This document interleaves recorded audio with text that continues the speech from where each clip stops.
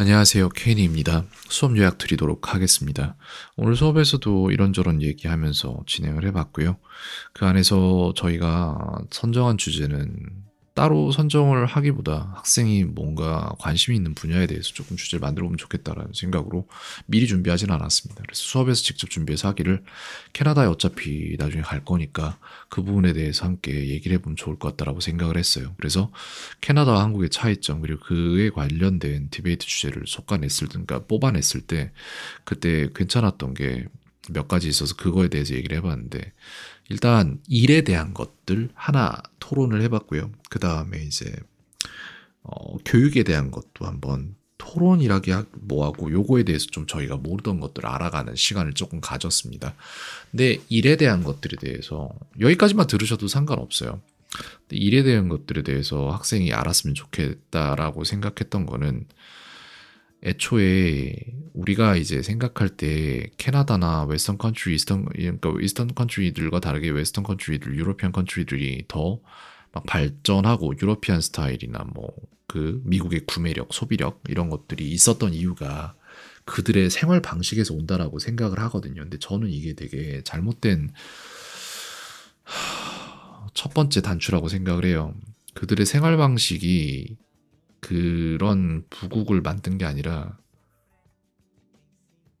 이제 부국이 될 수 있었던 이유는 사실상 과거에 식민지화를 했거나 내지는 이제 본인들이 얻기 위해서 남들이 잃어야 되는 그런 제로섬 게임에서 뭔가를 더 많이 얻고 시작했고 그렇기 때문에 영토도 그렇게 커질 수 있었고 그리고 그 안에 자원도 무궁무진했겠고 그런 부분들이 있기 때문에 그런 부를 가지고 있었던 거고 그렇게 게으르게 살았어도 그 부가 유지될 수 있었던 거고 그게 최근에 깨지는 현상들이 많이 보이고 있거든요.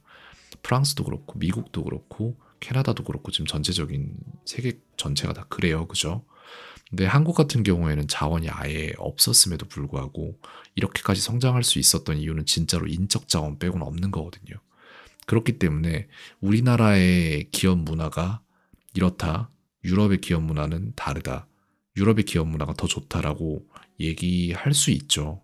인플로이, 즉 고용인의 시점에서 이제 고용된 사람의 시점에서 그렇게 얘기할 수 있는 건데 실제적으로 그 문화를 따라갔다면 우리나라는 아마도 굉장히 못 사는 경제적 식민지가 됐을 거라고 저는 생각을 하고요. 교육에 대한 것도 마찬가지인데 저도 크면서 항상 막연하게 그렇게 생각했던 게 있었어요. 미국은 훨씬 더 좋다. 모든 것이 다 좋다. 이런 식으로 생각을 했었는데 미국 친구들이 많이 생기면서 그 환상이 깨졌어요. 그 친구들이 저를 계몽시켜준 게 좀 많이 있습니다.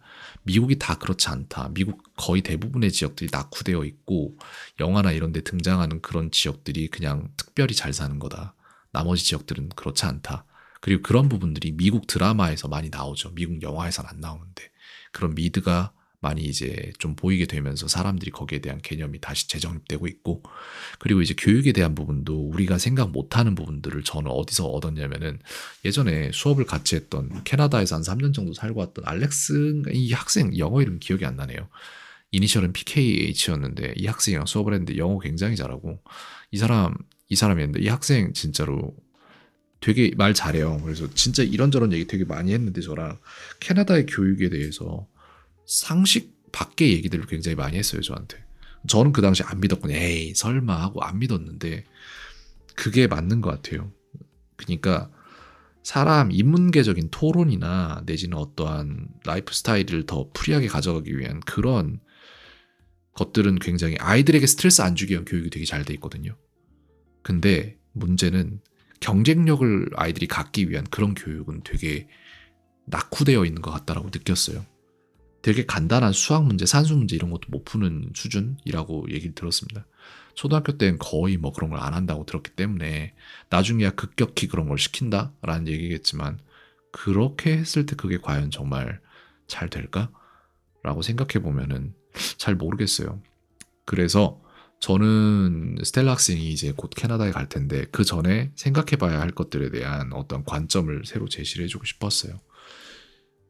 그렇게 살았기 때문에 그런 일에 대한 가치관을 가졌기 때문에 잘 사는 게 아니라 애초에 자원이나 이런 게 풍부한 나라들이라서 그렇게 했음에도 불구하고 잘 살았던 거고 그게 지금 깨지고 있는 거고 그리고 교육도 그렇게 하면은 좋은 게 아니라 내가 볼 때는 우리나라 교육에서 어느 정도 바뀌어야 될 것들은 존재하지만 꼭 타국의 교육이 다 좋다고 우리가 생각할 수는 없다라는 그 관점을 조금 가지면 좋겠다라고 생각했습니다.